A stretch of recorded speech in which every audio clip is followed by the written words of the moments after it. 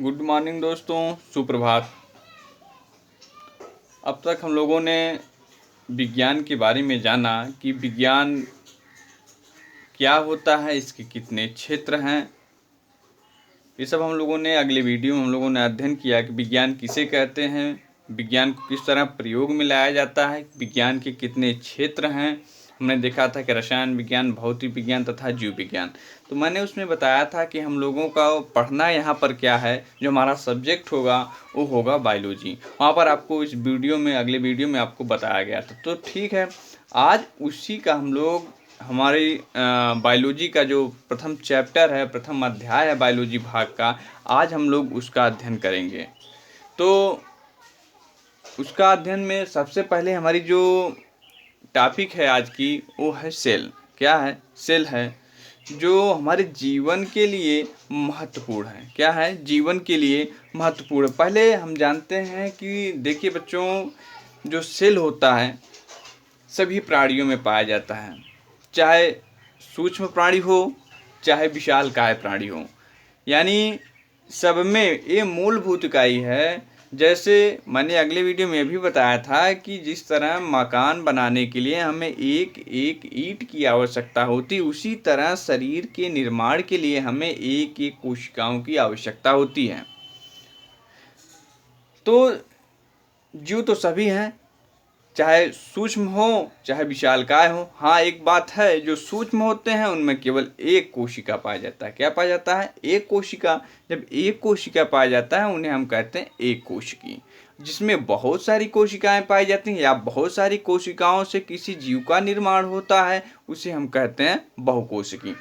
तो अभी हम लोग इसके बारे में आगे पढ़ेंगे, लेकिन आज जो हमारा मुख्य टॉपिक, पहले इस पे हम चर्चा करेंगे कि सेल होता क्या है, ये सेल आया कैसे। इसलिए हम लोग आज अध्ययन करेंगे। थोड़ा आप लोग इसको अच्छे से पढ़िएगा, नोट्स हम अवेलेबल कराएंगे, लेकिन यहाँ पर जो थ्योरी है इसको हम लोग देखते हैं। पहले क्या पढ़ेंगे हम लोग? कोशिका। क्या पढ़ेंगे? कोशिका बहुत मस्त है, आप लोग ध्यान से इसे सुनते रहिएगा।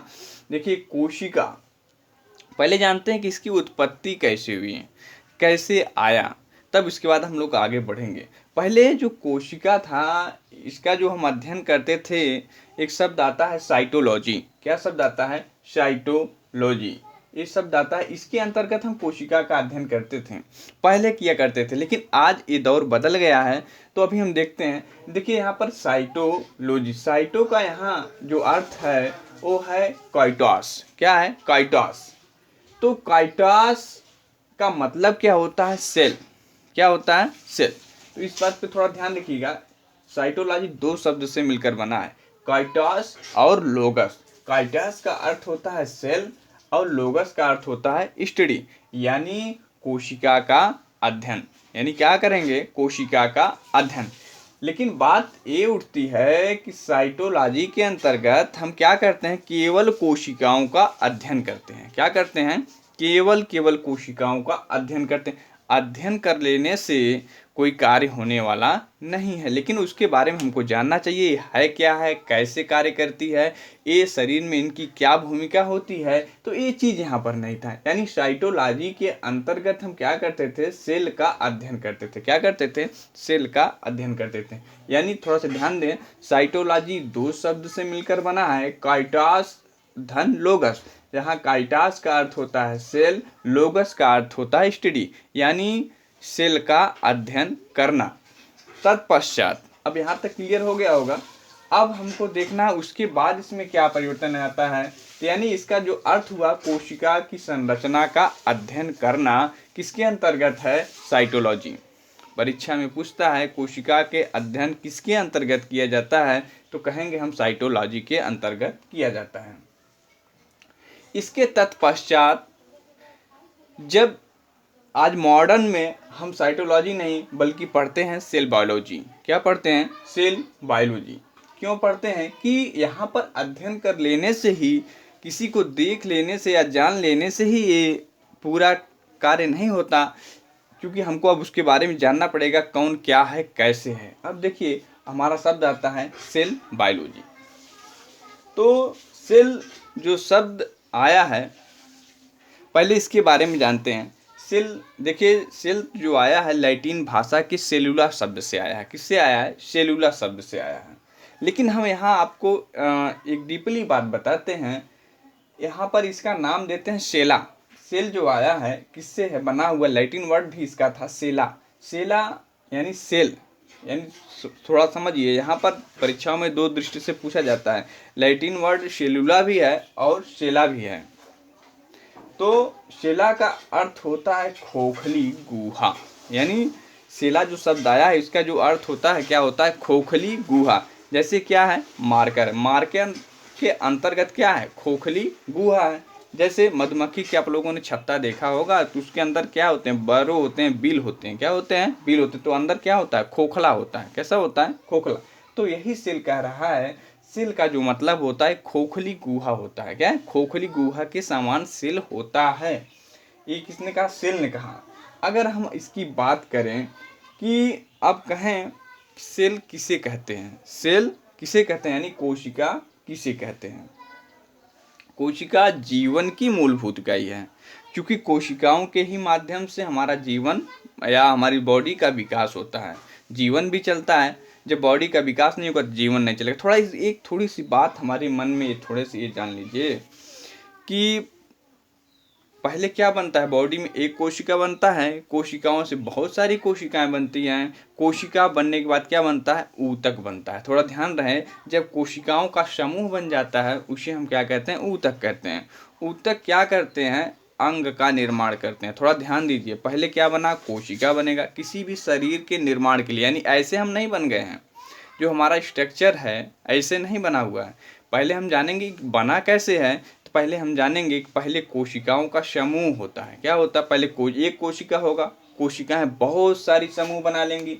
यानी पहले एक कोशिका होगा, कोशिकाएं क्या करेंगी? बहुत समूह बनाएंगी। उसके बाद क्या बनाएंगी? टिश्यू बनाएंगे, ऊतक बनाएंगे। क्या बनाएंगे? ऊतक। ऊतक के बाद क्या बनाएंगे? धीरे धीरे अंग का विकास करना शुरू करेंगी। जब धीरे धीरे अंग का विकास हो जाएगा तब अंग तंत्र का विकास होगा। जैसे अंग क्या होता है? जैसे हाथ, पैर, अमाशय, हृदय, ना, ये सब क्या है? अंग है। लेकिन अब अंग तंत्र का निर्माण होगा। यानी थोड़ा सा समझ लीजिएगा इसको कि विकास के चरण को, सूक्ष्मतम विकास के चरण को अगर समझाना है तो हम क्या कहेंगे? पहले कोशिका होता है, तो कोशिका का समूह बनता है। जब कोशिका का समूह बनता है तो ऊतक का निर्माण होता है। जब ऊतक विल डेवलप हो जाते हैं तो अंग का निर्माण करते हैं। जब अंग का निर्माण हो जाता है तो किसका होता है? अंग तंत्र का निर्माण होता है। तब अंततः धीरे धीरे शरीर का निर्माण हो जाता है। अर्थात हम कह सकते हैं बालक परिपक्व हो जाता है और बालक का जन्म हो जाता है। तो इस तरह से भी हम कह सकते हैं। यानी जीवन की सबसे विकास की सूक्ष्मतम इकाई क्या है? कोशिका है। कोशिका के ही माध्यम से हम आगे बढ़ते हैं। हमने ये भी बताया कि जिस तरह मकान इस तरह से एकाएक तैयार नहीं हो जाते हैं। मकान को तैयार करने के लिए हमें स्टेप बाय स्टेप एक स्तर से दूसरे स्तर पर हमको क्या पढ़ना पड़ता है? जाना पड़ता है। तो स्थितियाँ ये आप लोग समझ गए। जैसे एक एक ईंट से पूरा मकान तैयार कर लिया जाता है, उसी प्रकार एक एक कोशिका से पूरे शरीर का निर्माण होता है।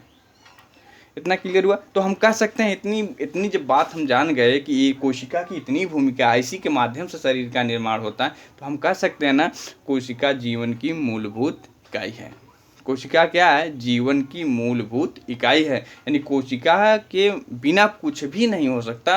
ये चीज़ हमको जानना चाहिए। ये परीक्षा में पूछा जाता है कोशिका क्या है? कोशिका जीवन की मूलभूत इकाई है, क्योंकि जब कोशिका नहीं होगी तो हमारा विकास नहीं होगा। तो और क्या कह सकते हैं कोशिका को? कोशिका संरचनात्मक, शरीर की संरचनात्मक, क्रियात्मक तथा मूलभूत इकाई है। जीवन की संरचनात्मक माने संरचना देने वाली, और क्या? क्रियात्मक माने कार्य करने वाली मूलभूत इकाई है। यानी हम कोई हमारी संरचना प्रदान हो रही है या कार्य करने की जो क्षमता है, किसके माध्यम से है? कोशिका के माध्यम से। यानी कोशिका की हम जितनी परिभाषा कह लें उतना कम है। यानी हम क्या कह सकते हैं? कोशिका जीवन की मूलभूत इकाई, एक डिफिनेशन। कोशिका जीवन की संरचनात्मक, क्रियात्मक, मूलभूत इकाई है। जीवन की इकाई है, उसका दूसरा डिफिनेशन बनना संरचनात्मक, संरचना दे रही, कार्य करने की क्रिया दे रही है ना, क्या कर रही है, तो ये सब क्या मूलभूत इकाई है। और तीसरा स्टेप बनता है सभी सजीव प्राणी कोशिकाओं से निर्मित होते हैं। सभी सजीव प्राणी कोशिकाओं से निर्मित होते हैं जो समस्त जैविक क्रियाओं का संचालन करते हैं। क्या करते हैं? समस्त जैविक क्रियाओं का संचालन करते हैं। तो इतना ही समझ के आ गया कि हमको 3 डिफिनेशन आप अपने मन में बैठा लीजिए। कोशिका जीवन की मूलभूत इकाई है। अगला देख लीजिए, कोशिका जीवन की संरचनात्मक क्रियात्मक मूलभूत इकाई है।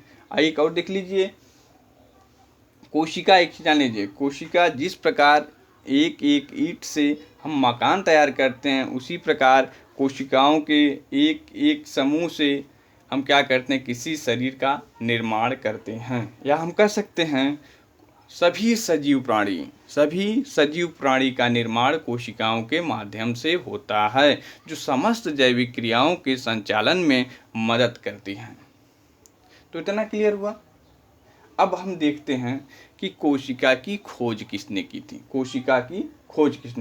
बच्चों, कोशिका की खोज जो सर्वप्रथम की थी वो रॉबर्ट हुक 1665 में की थी। किसने, कब की थी? 1665। अब देख लीजिए, प्रथम कोशिका की खोज किसने की थी? रॉबर्ट हुक ने की थी। कब की थी? 1665 में की थी। कब की थी? 1665 में की थी।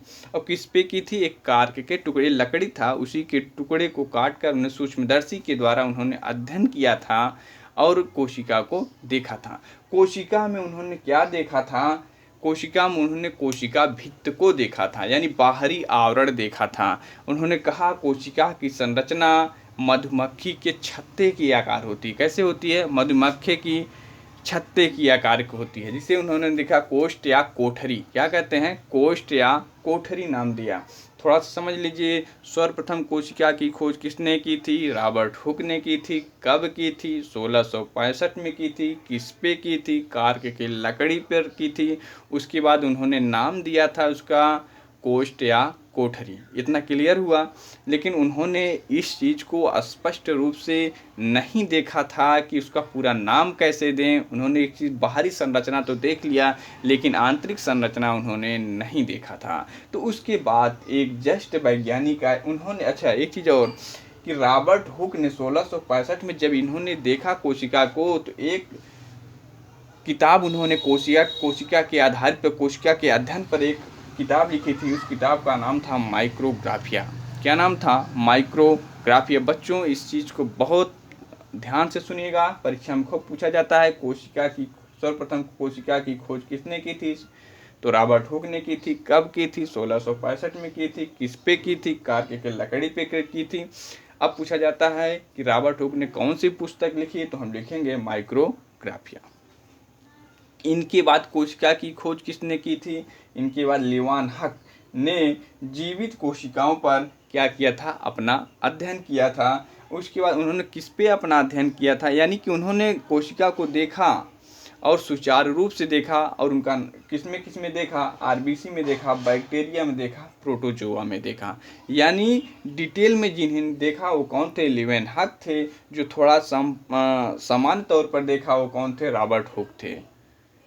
तो ये इतना, अभी और इसके सिद्धांत हैं, हम लोग अगले वीडियो में देखेंगे। बस आप लोग इतना जान लीजिए कि पहले कोशिका शब्द की उत्पत्ति किससे हुई थी, या हम कह सकते हैं पहले कोशिका को क्या कहा, किसके अंतर्गत अध्ययन करते थे हम लोग? साइटोलॉजी 2 शब्द से मिलकर बना है। काइटोस का अर्थ होता है सेल, और लोगस का अर्थ होता है स्टडी, यानी सेल का अध्ययन करना, यानी कोशिकाओं की संरचना का अध्ययन करना किसके अंतर्गत होता है? साइटोलॉजी के अंतर्गत होता है। बाद में सुधार हुआ या गहन अध्ययन हुआ तो हम लोग पढ़ते हैं सेल बायोलॉजी में हम क्या करते हैं? कोशिका की संरचना, कार्य न या कार्य की, जैव रासायनिकी, अनुवांशिकी, ये तमाम प्रकार के अध्ययन किसके अंतर्गत करते हैं? सेल बायोलॉजी के। जबकि साइटोलॉजी के अंतर्गत कोशिका के संरचना का हम लोग अध्ययन करते थे।